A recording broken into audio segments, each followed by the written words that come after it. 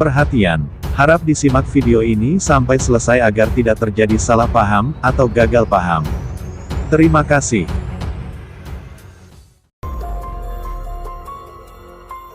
Para pengikut Muhammad Qasim mengatakan bahwa foto dan emotikon itu hukumnya syirik.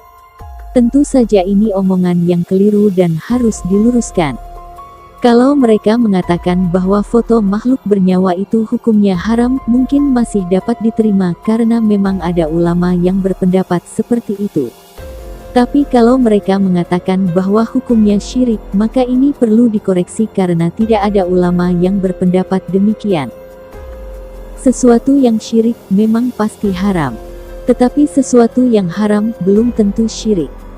Para ulama tidak ada yang mengatakan bahwa hukum lukisan dan foto makhluk bernyawa itu syirik, walaupun mereka ada yang mengharamkannya. Hal ini bisa kita buktikan antara lain bila kita melihat kitab Al-Kabair karya Imam Az-Zahabi.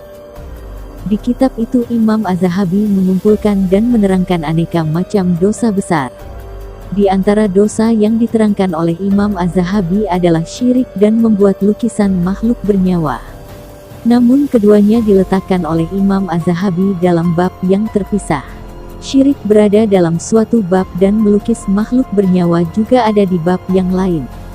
Dan tidak pernah Imam Az-Zahabi mengatakan bahwa melukis makhluk bernyawa itu hukumnya syirik. Demikian pula para ulama yang lain, tidak ada yang mengatakan bahwa membuat foto atau lukisan makhluk bernyawa itu adalah syirik. Padahal mereka tahu hadis-hadis Nabi yang menerangkan tentang lukisan makhluk bernyawa. Jadi, para pengikut Muhammad Qasim telah gegabah dalam hal ini dikarenakan kefanatikan mereka terhadap mimpi-mimpi Muhammad Qasim. Ingat, tidak ada orang yang lebih memahami tentang Al-Quran dan hadis-hadis Nabi kecuali para ulama. Para ulama adalah pewaris para Nabi. Rasulullah Shallallahu Alaihi Wasallam sendiri yang telah mengatakan hal itu. Orang yang membuat kesimpulan sendiri dari hadis ataupun Al-Quran tanpa mengikuti pendapat para ulama, maka ia akan tersesat. Imam Sufyan bin Uyainah berkata, hadis itu menyesatkan kecuali bagi para fuqaha, yakni para ulama mujtahid ahli fikih. Foto atau lukisan makhluk bernyawa itu akan syirik atau kafir hanya apabila ketika membuatnya ada maksud untuk menandingi ciptaan Allah. Sebab hadis Nabi Shallallahu Alaihi Wasallam mengatakan sebagai berikut. Allah Azza wa Jalla berfirman, siapakah yang lebih zalim daripada orang yang bermaksud mencipta seperti ciptaanku? Maka cobalah dia ciptakan biji, atau bibit tanaman atau gandum, pasti tak akan sanggup. Dalam hadis di atas ada kata, zahaba, yang artinya bermaksud. Foto atau lukisan makhluk bernyawa juga akan syirik apabila foto atau lukisan tersebut disembah. Jika tidak disembah, maka tidak syirik. Adapun mengatakan bahwa menggunakan emotikon itu hukumnya syirik, ini lebih-lebih keliru lagi.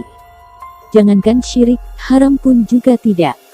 Sebab yang diharamkan itu, bagi ulama yang mengharamkannya, adalah melukis makhluk bernyawa. Artinya, memang ada makhluk bernyawa yang seperti itu, kemudian kita lukis. Sedangkan emotikon, tidak ada makhluk bernyawa yang seperti itu. Silahkan cari saja di dunia ini, ada atau tidak manusia yang hanya terdiri dari kepala bulat dan telapak tangan saja seperti emotikon itu lalu dia hidup atau bernyawa. Jelas tidak ada.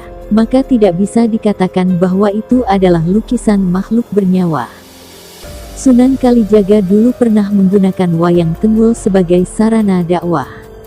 Tapi karena wayang tenggul ini berbentuk arca manusia, maka Sunan Giri tidak setuju dengan perbuatan Sunan Kalijaga tersebut.